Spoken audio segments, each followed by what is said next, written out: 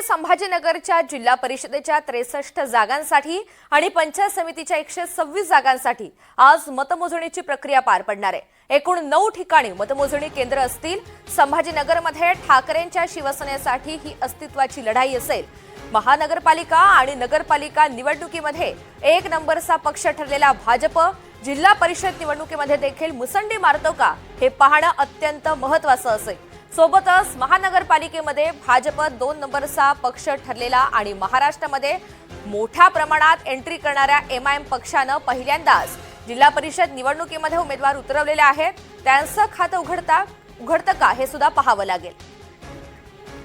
अधिकची माहिती जाणून घ्यात मोहसिन शेख आपल्या सोबत आहेत। मोहसिन, एकंदरीतच या झेडपीच्या निवडणुकीवर महापालिका निवडणूक असेल, नगर परिषद निवडणूक असेल, याचा प्रभाव पाहायला मिळू शकतो का आणि ठाकरेंच्या शिवसेनेसाठी ही अस्तित्वाची लढाई नेमकी का आहे? नक्कीच आपण बघतोय की मतमोजणीला सुरुवात होण्यासाठी काही तास शिल्लक आहे आणि सगळी तयारी जवळपास झालेली आहे। हे मतदान केंद्रात आता अधिकारी देखील पोहोचलेले आहेत, टेबलवर बसतायत। सगळी तयारी जवळपास सुरू झाली। 10च्या ठोक्याला ही सगळी मतमोजणी सुरुवात होणार आहे। आपण राजकीय परिस्थिती बघितली आणि राजकीय अस्तित्वाचा विषय जर बघितला तर संभाजीनगरमध्ये ठाकरे गटासाठी खरंच हा अस्तित्वाची लढाई आहे। कारण कधी काळी याच शिवसेनेचा हा संभाजीनगर बालकिल्ला राहिलेला आहे आणि आता आपण लोकसभा निवडणुकीचा विचार केला, विधानसभा निवडणुकीचा विचार केला आणि महानगरपालिका निवडणुकीचा विचार केला तर ठाकरे गटाला मोठं अपयश आलेलं आहे।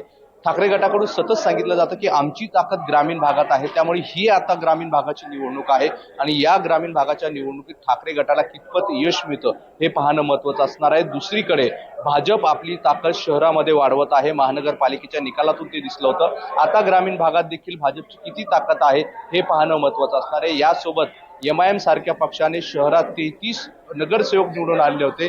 त्या एमआयएमने आता जिल्हा परिषद निवडणुकीत देखील पहिल्यांदा उमेदवार उभे केलेले आहेत। त्यामुळे एमआयएमचं देखील खातं उघडतं का हे पाहणं महत्त्वाचं असणार आहे। त्यामुळे राजकीय दृष्ट्या संभाजीनगरची निवडणूक अत्यंत महत्त्वाची आहे सर्वच पक्षांसाठी।